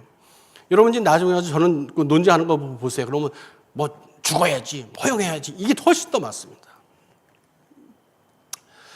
마약은 어떠냐? 우리나라 이제 그동안 마약 청정국, 가약 청정국 그랬잖아요. 하지만 더 이상 마약 청정국이 아닙니다. 몇 주 전에는 뭐 강릉 어디서 뭐 코케인을 갖다가 뭐 몇 톤, 2톤을 발견했다고 그러나요? 뭐 그게 어느 나라에 쓸지 모르겠지만 2년 전에요. 이런 일이 있었습니다. 경찰까지 이게 포함된 25명이 남녀가 한꺼번에 마약을 하고 집단 혼음을 했어요. 그러다가 마약에 너무 취해가지고 경찰이 아파트에 뛰어내려 죽었어. 이게 이제 2년 전의 일이에요. 그러더니 이제 뭐 작년에 어떤 일이냐. 남녀가 마약에 취해가지고 강남거리 막 헤매고 다니는 일이 벌어졌어. 뭐 그냥 뭐 차를 갖고 막 사람을 들이받고 차를 들이받고 이런 일이 벌어지는 거예요. 작년에는요. 뭐 우리 할로윈 데이 때 그때 이런 거 캔디나 마약 캔디 조심하세요. 이런 일까지 벌어집니다. 우리나라 마약 청정국 절대 아닙니다. 이런 일까지 타락한 일까지 끝까지 다 온 거예요. 거의 끝까지 온 거예요. 그래도 하나님께 감사한 건요. 우리나라는 지금까지 18년 동안 차별금지법을 막을 수 있었다는 건요. 하나님 우리한테 뭔가 우리에게 맡길 소명이 있다는 걸 저는 알고 있습니다. 그렇기 때문에 이제 성수협 이런 것도 만들어지는 걸 생각되는데요. 우리는 과연 이런 타락 현상 보면 이거 말씀인데 곧 말아놨다 하나님 빨리 오시기 낫겠는데요. 하나님 예수님 빨리 오시기 낫겠는데요. 이런 것만 있어야겠습니까? 절대 그렇지 않죠. 우리가 예수님 오기 전까지 우리의 삶과 신앙을 지켜야 될 거 아닙니까? 나의 신앙을 지키고 내 가정을 지키고 내 교회를 지키고 우리나라 지켜야 되지 않겠습니까? 그러면 그렇게 어떻게 되느냐? 죽은 고기는요, 여러분 물살에 떠내려갑니다. 이렇게 둥둥둥 떠내려가요. 편하죠. 뭐 둥둥둥 떠내려가니까. 그럴 때 살아있는 고기는요 물살을 거치고 올라갑니다. 좁은 분이죠. 피곤합니다. 힘듭니다. 여러분 특히나 윤리라는 건요 좀 불편합니다. 불편해요. 지키려면 신경도 많이 써야 되고. 하지만 나를 보여줍니다. 윤리가 우리 크리스찬들의 윤리가 뭡니까? 성경입니다. 성경을 올바로 해석하고 그걸 내 삶에 적용시켜야 됩니다. 내 삶의 모든 영역에서 삶과 신앙이 일치하는 삶을 살아야 됩니다. 여러분 우리가 지금 18년 동안 차별금지법을 유독 막을 수 있는 나라는 전 세계 우리나라밖에 없는데 아직까지 우리나라는요 자유가 남아 있습니다. 그렇기 때문에 그걸 갖다 지켜야 될 때까지 아직 시간이 있다는 것입니다. 예수님께서는 이제 이렇게 말씀하십니다. 세월을 아껴라. 세월을 아껴라. 우리가 세월을 아껴야 됩니다. 쓸데없는 데 에너지 낭비하지 말고 이런 데 세월을 아끼지 말고 우리가 노력을 해야 됩니다. 미국에서도 그러면 어떤 일이 벌어지느냐. 자, 뭐 역대하 7장 14절 너무나도 여러분의 나 읽기만 해도 은혜가 되죠. 내 힘으로 일컫는 내 백성이 하나님께서 우리를 갖다 말씀하신 겁니다. 악한 길에서 떠나 스스로 겸비하고 기도하며 내 얼굴을 구하면 내가 하늘에서 그걸 듣고 내 죄를 사하고 이 땅을 고칠지라 하고 있습니다. 저렇게 많은 사람들이 모여서 하나님을 향해서 기도하고 있습니다. 우리나라도 이런 많은 기도 운동들이 일어나고 있는 것이 정말 감사한 일입니다. 그와 함께 미국인 남침례교가 이제 대세를 이루고 있다고 그랬죠. 그때 드디어 이제 2017년에 내시빌 선언이라는 것을 이제 합니다. 그 내용이 14가지로 되어 있는데 결혼이라는 것은 한 남성과 여성이 간에 이루어지는 것이다 하고 확실하게 성경적 가치를 이제 정의를 다시 한번 해놨습니다. 그와 함께 동성애와 트랜스젠더는 죄라고 규정했습니다. 14가지의 조문을 만들어놨는데 너무나도 잘 만들었습니다. 그리고 많은 분들이 이제 거기 동의하고 계십니다. 제가 오늘 여러분들에게 이걸 한번 소개하고자 이제 내시빌 선언을 가지고 왔습니다. 제 1항은 어떤 것이 있냐면 중간에 보시면 예수님과 그의 신부된 교회사의 언약적인 사랑을 의미한다. 이 우리의 결혼이라는 것은요. 예수님과 우리의 신부와의 그 관계처럼 언약적인 사랑을 의미한다는 것입니다. 그래서 하나님께서는 동성, 일부 다처 또는 비독점적 다자연애 등의 뭐 여러 가지 폴리아모리를 말한 겁니다. 허락했다는 것을 갖다가 우리 인정할 수가 없다. 결혼은 하나님 앞에 엄숙한 언약이다 하고 일조히 얘기하고 있습니다. 두 번째, 결혼 생활 이외의 정절과 결혼 생활에 대한 중심을 충실할 것을 선한다고 얘기하고 있습니다. 세 번째로는 우리 하나님 앞에서 인간으로서 평등하다. 남자와 여자가 태어났는데 뚜렷이 구별해서 창조하셨다. 그리고 그것은 하나님의 목적이 있는 것이라고 얘기하고 있습니다. 또 남성과 여성의 차이점은 하나님의 창조 계획이지 잘못된 타락의 결과가 아니다. 하나님이 그렇게 목적을 위해서 만들었다고 사조에 또 얘기를 하고 있습니다. 또 생식 구조의 역시 차이는 하나님의 설계다고 고백을 하고 있습니다. 6항에 가가지고요. 혹이라도 우리는 성기형이라고 얘기합니다. 그런데 그걸 자꾸 제3의 형이라고 이제 인정을 해달라는데 의학적으로는 성기형이죠. 뭐 이런 것들은 그거조차도 하나님께서 만든 것이다라고 고백을 하고 있습니다. 7번째는 우리는 남성 또는 여성으로서의 자아 개념, 남성으로서의 자아 개념, 여성의 자아 개념은 하나님께서 이 창조 목적과 구속 사역에 의해서 정의돼야 된다고 다 분명히 하고 있는데, 그렇기 때문에 동성애 또는 트랜스젠더는 이건 내가 갖고 있는 게 하나님의 창조 목적이다 얘기가 아니다. 그건 틀린 얘기다. 그렇게 착각하지 말라는 얘기가 7조에 나와 있습니다. 8항은 우리 동성 간의 성적 매력을 경험한 사람일지라도 순결하게 삶을 지키면 그리스도 안에서 회복될 수 있기 때문에 당신들이 회복되어야 된다 하고 얘기하고 있고, 9항에는 죄란 이성애와 동성애 양쪽 모두 부독한 모든 것을 얘기한다. 간혹 얘기하죠. 동성애만 죄냐? 이성은 죄 안 죄냐? 같은 죄라고 얘기하고 있습니다. 10조에는 동성애의 부독점과 트랜스젠더주의 인정하는 것이면 그건 바로 죄다. 그렇기 때문에 이 죄에서 벗어나야 된다고 하고 있습니다. 11조는 사랑 안에서 진리를 말하는 것이 우리의 의무다고 선언하고 있고, 12조에는 우리는 그리스도 안에서 하나님의 은혜가 자비는 용서와 죄를 변화시키는 힘을 주고, 이 용서와 권세로 예수님을 따르는 사람이 육체의 정욕을 죽이고 죽게 합당하게 행할 수 있다고 그 힘을 주신다고 선언하고 있습니다. 13조에는 모든 이제 이런 성적 타락에 빠졌거나 유혹에 빠졌던 사람들이 돌아오라, 회개하고 돌아오라고 얘기하고 있습니다. 14조에는 이 모든 것들을 하나님께 의지하면 다 하나님의 능력으로 할 수 있다, 해 주실 거라고 이제 선언하고 있습니다. 14개의 조로 이루어졌는데, 이런 것들이 2017년에 이루어지고 수많은 이제 목사님들이 동의를 하셨고 서명을 하셨습니다. 이런 것들이 우리나라에도 이제 같이 많이 알려져서 또 공유됐으면 합니다. 미국에서 그와 함께 또 어떤 일이 벌어냐면 토머스 돕스 대 잭슨 판결이라고 2022년 6월 24일 날 났습니다. 제가 그때 또 미국에 있었는데 아주 역사적인 순간에 제가 거기 있었습니다. 드디어 로데이드 판결이 위헌이다. 미국 헌법에는 애를 죽이라고 이것이 권리로 인정되지 않다고 이제 얘기를 했습니다. 그래서 보면 이제 뭐 지금 대통령이죠. 트럼프 대통령이 그 전에 전 대통령이었죠. 그때 이제 한 명을 제대로 이제 임명을 했습니다. 뭐 우리나라도 요새 뭐 헌법재판소에서 어떤 결정이 나오고 그랬는데, 하여튼간에 믿는 사람들이 많이 가서 올바른 판결을 잘 하는 것이 중요합니다. 미국에서 이런 일이 벌어졌습니다. 조 5명과 가운데 있는 그 연방 법원의 대법원장이 이제 찬성을 했습니다. 이것은 낙태는 헌법에서 보장하는 권리가 아니라고. 그래서 드디어 이제 돕스 판결이 이제 이루어지게 되어 있습니다. 하지만 뭐 그것이 다 끝나서 계속 이제 싸움이 지속되고 있는데, 그러자 어떤 일이 일어났냐? 젊은 세대가 일어났습니다. 그동안 이제 많은 이제 이 기성세대들이 우리가 잘못했구나, 회개했구나, 반성했구나 이렇게 했는데, 젊은 세대들이 눈을 뜬 겁니다. 이걸 봐도 바로 이제 포스트 로 제너레이션이라고 그러는데, 이 젊은이들이 생명을 우리가 소중히 여겨야겠다고 운동이 일어나고 있습니다. 저분들이 청년들이 대부분이 다 크리스천입니다. 잘 교육받았다는 것이죠. 그러면서 이번에 이제 트럼프가 DEI 폐지 선언을 하게 됩니다.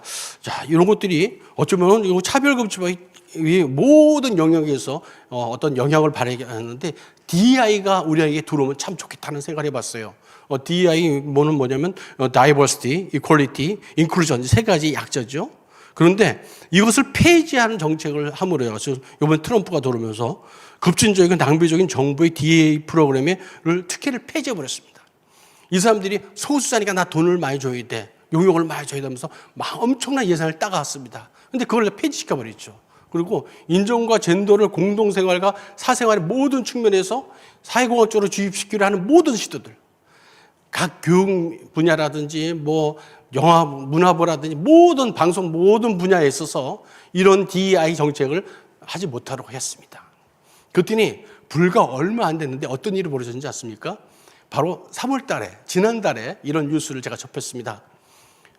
미국의 대기업 200개 곳에서 다양성, 형평성, 포용성 용어를 갖다 삭제하기 시작했습니다.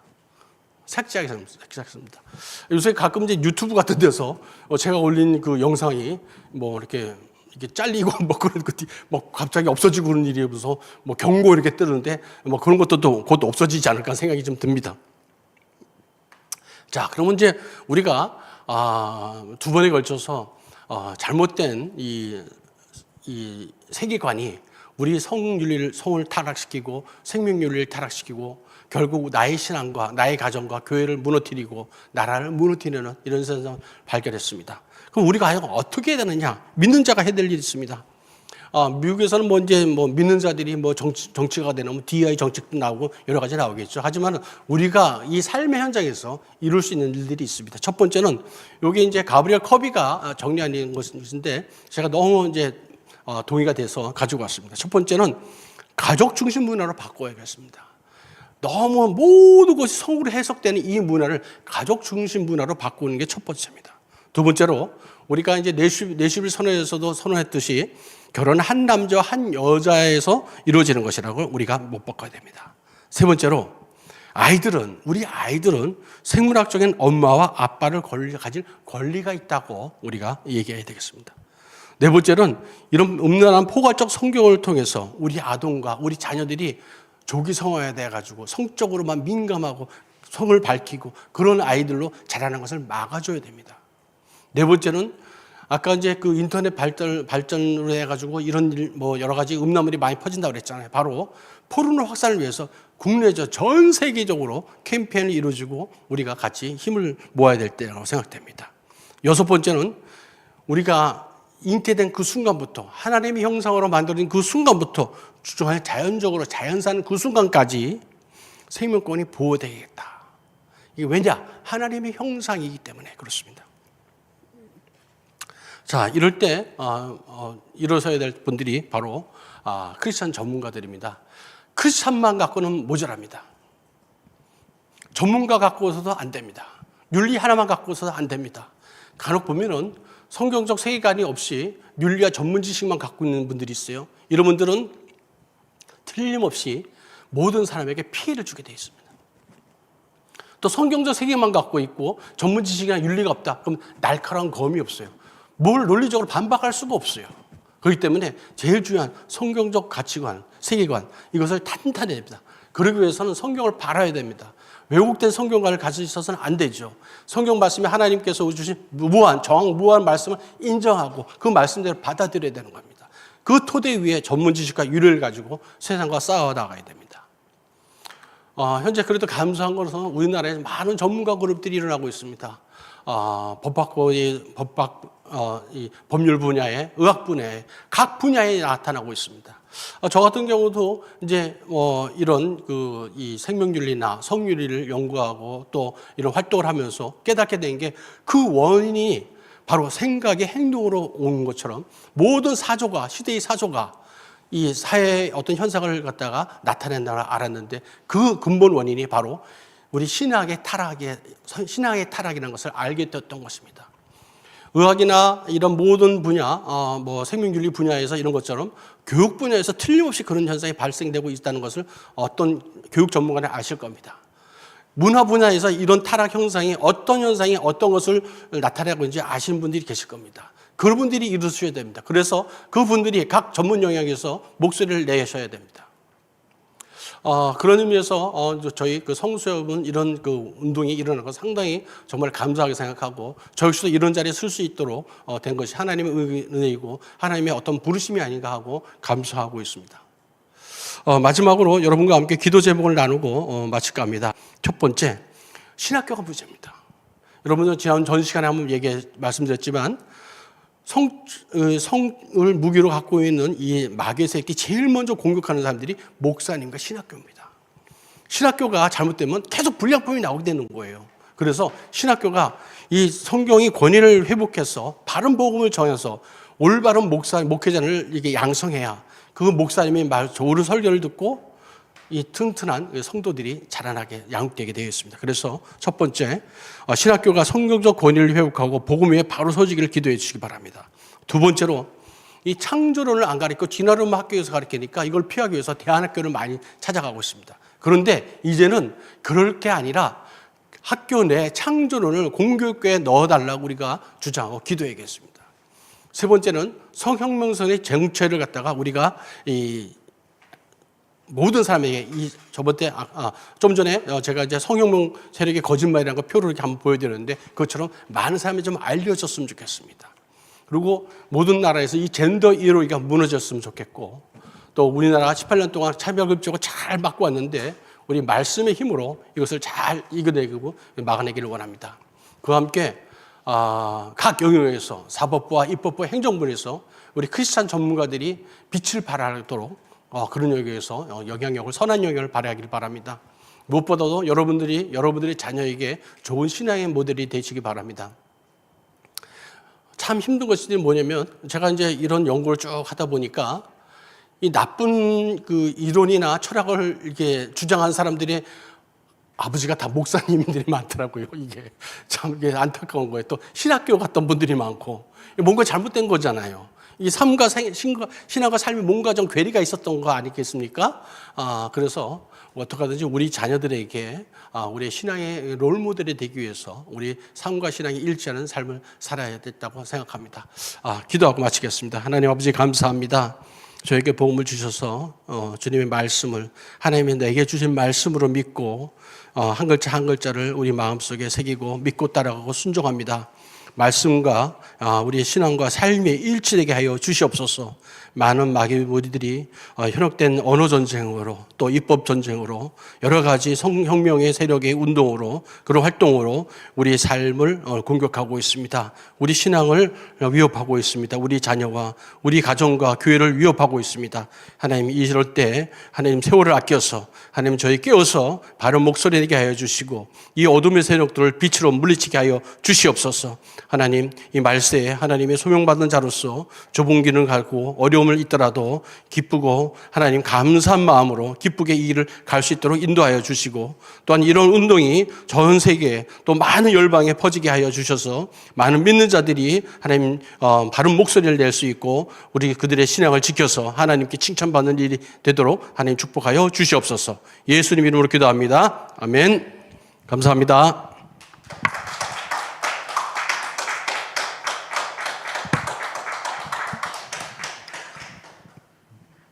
네, 우리 임영진 원장님께서 지금 또 참 귀한 강의 해주셨습니다.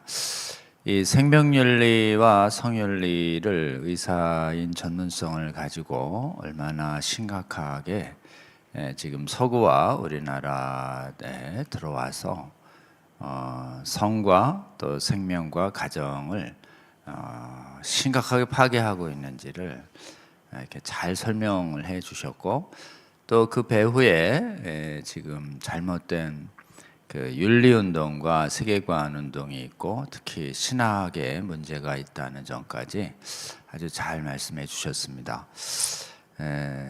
사실은 이렇게 그 서로 요즘 그 학문마다 좀 전문성을 존중해야 되고, 또 각 학문이 자기가 전문적이가 아닌 부분은 이렇게 관여하면 안 된다, 뭐 이런 약간의 그 암묵적인 그런 제약들이 있기 때문에 학문과 학문을 연결시키는 그런 학제적이고 이제 통합적인 관점들이 많이 약해져 가고 있는 이런 시대에 우리가 살고 있습니다.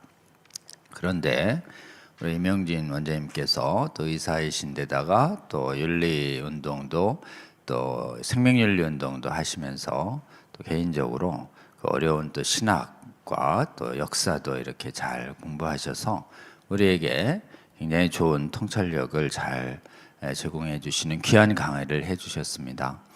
우리 귀한 강의 이렇게 제가 보기엔 우리 한국에서만 들을 수 있는, 또 임영진 원장님께서만 들을 수 있는 귀한 강의입니다. 이 강의 이렇게 준비하시고 해주시느라고 헌신해 주시고 수고해 주신 우리 원장님께 한번 큰 박수 한번 보내주시면 좋겠습니다. 고맙습니다. 우리 한번 오늘 좀 같이 잠깐 기도하면 좋겠는데요. 그것은 우리 이명진 원장님 이런 사역과 또 이명진 원장님 하시는 한국기독교생명윤리협회라고 하는 성경적인 그 생명윤리 운동 그 협회하고, 그다음에 의사분들이 이렇게 동성애와 성혁명에 맞서서 의학의 전문 지식을 잘 연구하고 발표하는 한국 성과학 연구협회 사역이 있습니다. 우리 이 사역에 하나님께서 동행해 주시고 또 이명진 원장님과 또 민성길 원장님 하나님께서 많이 도와주셔서 그 운동에 이 방송을 보고 있는 좀 젊은 세대 또 의료인들께서 많이 좀 깨어나서 함께 기도와 동참을 해 주셔서 더 많은 좀 젊은 세대에 이런 성경적인 전문가 윤리운동과 또 의료윤리운동, 생명윤리운동, 그리고 또 신학을 바로잡는 운동까지 함께 좀 일어나는 계기가 되면 좋겠습니다. 그리고 매주 또 한 달에 한 번씩 이 자리에서 우리 성과학연구협회에서 원례가 있습니다. 관심이 있으신 우리 의료인 성도 여러분 꼭 참석해서 힘을 보태주시고 또 많은 젊은 세대의 용사들이 일어날 수 있도록 해주시면 좋겠습니다.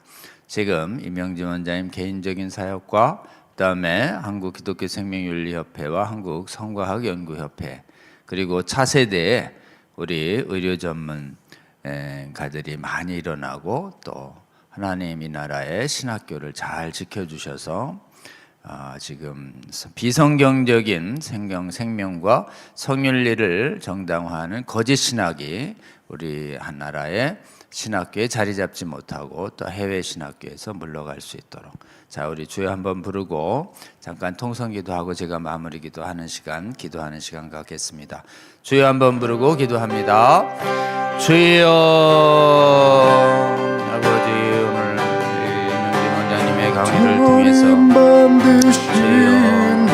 오늘날 아버지 얼마나 성경적인 아버지여 성과 생명 아버지에서 벗어난 나라의 악법들을 아버지여 정죄되어 주여 아버지여 동성혼을 합법화하고 낙태를 합법화하고 성전환을 합법화하며 아버지여 수없이 하나님을 대적하며 하나님의 형상으로 지어진 인간의 생명을 아버지여 해하고 육체를 더럽히며 하나님 주신 거룩한 가정을 파괴하는 오늘날의 현실에 살고 있는 아버지 오늘 이 강의를 통해서 저희들이 깨닫습니다.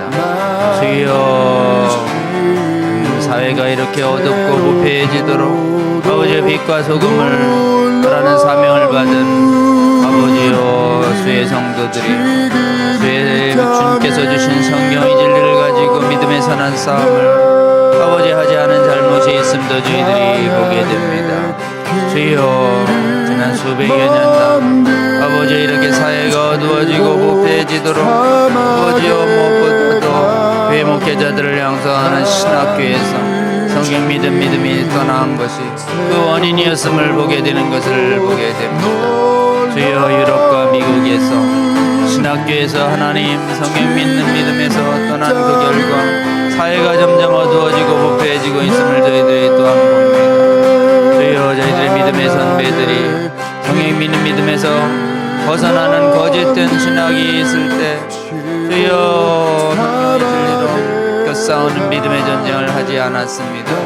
주여 수많은 아버지여 목회자들뿐만 아니라 의료인들과 법률가들마저 믿음의 선한 싸움을 외면하며 아버지여 그 결과 얼마나 많은 무고한 생명들이 아버지여 목숨 얻을고 얼마나 많은 아버지여 아름다운 가정들과 파괴됐으며 수많은 영혼과 육체들이 오염되고 있는지 저희들이 봅니다. 주여 이제 하나님을 믿고 따르는 주의 백성들이 이제 깨어 일어나 주님 주신 아버지여 빛과 소금의 사명 앞에 아버지여 순종할 수 있도록 하여 주시옵소서.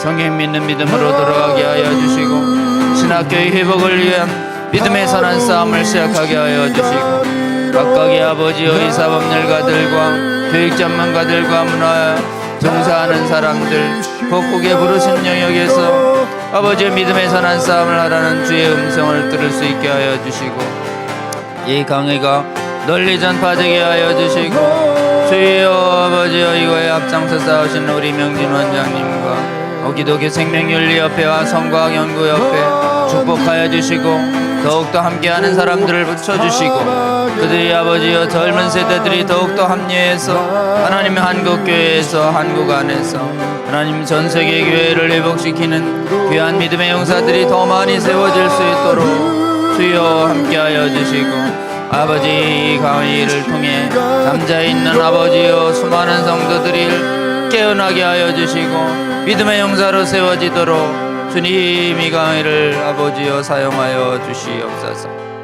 하나님 감사합니다. 오늘 이 강의를 통해서 정말 저희들이 살고 있는 이 세대가 얼마나 하나님을 떠남으로 말미암아 어두워지고 부패해지며 하나님이 주신 거룩한 아버지 하나님의 형상인 인간들이 스스로의 생명을 파괴하고 몸을 더럽히며 가정을 파괴하고 있는 정말 심각한 현실에 있는지를 저희들이 보게 됩니다. 더욱더 안타까운 것은 아버지여 주의 거룩한 말씀으로 정말 이 빛과 소금의 역할을 하며 세상의 어둠을 밝히고 부패를 막아서야 했음에도 불구하고 주여 수많은 주의 백성들이 믿음의 선한 싸움을 하지 않은 채 방치하고 외면해온 현실을 저희들이 보게 됩니다. 더 안타까운 것은 하나님 주님의 몸된 교회를 섬기는 목회자를 양소하는 신학교가 미혹돼서 주여 이런 세속적인 생명과 성윤리를 받아들임으로써 하나님 교회가 미혹되도록 아버지여 부추기고 방치해온 것을 저희들이 보게 됩니다. 주여 저희들이 마땅히 했어야 할 이 믿음의 싸움 하지 않은 저희와 저희의 믿음의 조상들의 잘못을 회개하오니 용서하여 주시옵소서. 주께서 긍휼을 베풀어 주셔서 이제는 돌이키게 하여 주시옵소서. 하나님께서 은혜 주셔서 대한민국 교회의 성경 믿는 신앙 유지되도록 하여 주시고 곳곳의 영역에서 하나님 아직 충분치 않지만 하나님께서 용사들을 세워주셔서 하나님이 악하고 부패되어가는 음란한 세대를 맞서 믿음의 선한 싸움을 할 수 있는 믿음의 용사들을 세워주시니 감사합니다. 하나님 우리 이명진 원장님의 오늘의 이 강의를 기름 부어주시고 이 강의를 듣는 자마다 하나님 깨어나게 하여 주시고 회개하게 하여 주시고 이 강의를 통해서 전해주시는 주님의 메시지에 순종해서 하나님 이 나라의 신학교와 전 세계의 신학교를 지키고 각각의 의료 영역과 부름받은 영역에서 주님의 거룩한 말씀을 가지고 그것을 밝히고 부패를 막는 믿음의 용사들로 세워질 수 있는 귀한 강의로 이 강의를 사용하여 주시옵소서. 하나님 우리 이명진 원장님 그리고 한국기독교 생명윤리협회와 한국의 성과학연구협회 먼저 부르신 자들을 주님께서 기름 부어주시고 세임 주셔서 지치지 않게 하여 주시고 주님께서 또 젊은 세대들도 많이 합류시켜 주셔서 대한민국에서 아버지 성경적인 성윤리와 생명윤리 운동이 더 활발히 일어날 수 있도록 주께서 역사하여 주시옵소서. 이분들이 하나님 신학교마다 가서 하나님 비성경적인 생명과 성윤리에 맞서 성경적인 아버지 교훈과 강의를 하게 하여 주시고 그리하여 이 나라의 신학교가 깨끗해지고 정결해질 수 있도록 주여 도와주시옵소서.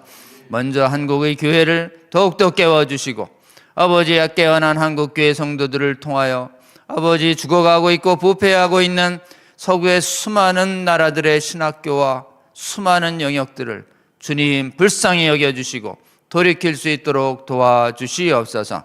오늘의 이 시간 함께해 주신 하나님 감사합니다. 주님 저희들 비록 적지만 주께서 저희와 함께 동행하시며 은혜 주시면 주께서 저희들을 통해서 놀랍게 은혜 베푸시며 주님 다시 오실 때까지 주의 택하신 많은 자들을 지키시고 보호하실 것이며 이 어두워져가는 수많은 세상들도 주님의 거룩한 빛으로 밝히시고 부패도 막아서는 그런 귀한 은혜의 역사가 있을 것을 기대합니다. 주님 불쌍히 여기시고 저희들을 버리지 말아주시고 저희들과 동행하여 주시옵소서. 예수님 이름으로 기도합니다. 아멘. 감사합니다. 다음번 강의는 우리 이제 이상원 교수님이 기독교인의 삶의 규범이라는 주제를 가지고 말씀을 해 주시겠습니다. 특히 그 윤리학이라고 하는 부분이 얼마나 정말 중요한지 이렇게 말씀을 해 주실 거고요. 이 윤리학과 이 성경관이 얼마나 깊은 관계가 있는지 알게 해 주셔서 정말 세상을 지배하는 윤리학이 성경적인 윤리학으로 돌아오도록, 특히 이를 위해서 먼저 기독교 윤리 운동에 종사하시는 분들이 올바른 성경적인 성경관을 갖는 것이 중요하다라는 말씀을 해주실 거로 저희들이 기대합니다. 다음번 우리 이상원 교수님의 강의도 여러분 꼭 기대해 주시고 함께 이상원 교수님께서 좋은 강의 하실 수 있도록 여러분 함께 기도하며 준비해 주시면 좋겠습니다. 또 다음이요. 우리 지금 성수협의 강의를 이제 여러분 유튜브 채널이 있는 교회마다 공유 신청해 주시면 저희들의 이 강의가 여러분 교회에 업로드돼서 여러분 교회의 구독자분들이 조금 더 빠르게 이 강의를 들으며 깨어날 수 있도록 도울 수 있습니다. 성수협 강의 채널 공유 운동에도 동참해 주시기 바랍니다. 네, 저희가 이제 목요일에는 지금 그 성경을 성경적인 전제로 읽어가며 배워가는, 그래서 성경적 전제로 읽어갈 때 지금 하나님 나라를 수호하고 지키고 전파하는 믿음의 용사들이 큰 도움을 받을 수 있는 놀라운 힘과 지혜를 성경에서 발견할 수 있다라고 하는 것을 우리 성순성 강의를 통해서 매주 강의를 제공해 드리고 있습니다. 형편이 되시는 분들은 목요일 오후 4시에서 진행되는 성순성 강의에 꼭 참여해 주시길 바라고, 오늘날 전 세계의 성경의 신적 권위를 분명하게 하지 않는 잘못된 비성경적 전제를 가진 성경 공부 방법론과 또 성경학들이 굉장히 퍼지고 있고, 그래서 성경을 많이 공부할수록 용사가 되지 못하는 이런 이상한 결과가 발생하고 있습니다. 여러분, 또 성경을 예수님이 가르쳐 주신 방법대로 바르게 공부해서 이 시대에 하나님 나라를 위한 용사로 잘 세워지는 그런 시간 갖기를 원하시는 분들은 이 성순성 강의에도 참여해 주시고 현장에도 와주시고 온라인으로도 함께 해주시면 좋겠습니다. 저희들이 성순성 강의를 한 뒤에는 8시 반부터는 하나님 나라를 위한 언약산 기도회를 청계산에서 또 모여서 함께 진행합니다. 춥던 겨울이 지나갔습니다. 이제 날씨가 그렇게 아주 춥지 않아서 산에서 아주 기도하기 좋은 시즌이 돌아왔습니다. 여러분, 우리 청계산 기도회에도 관심 가지고 일주일에 한 번 함께 오셔서 산에서 하나님 나라를 위해서 기도할 때에 하나님께서 우리 기도를 통해서 우리의 삶을 인도하시고 우리의 기도에 응답하시는 것을 경험할 수 있으시라고 생각합니다. 우리 하원산 목요산 기도회에도 여러분 함께 해주시면 좋겠습니다. 감사합니다. 다음 이제 여러분 오늘 27회 성수협 강의 지금까지 함께 해주신 여러분 감사드립니다. 다음 주에도 또 한번 뵙도록 하겠습니다. 여러분 고맙습니다.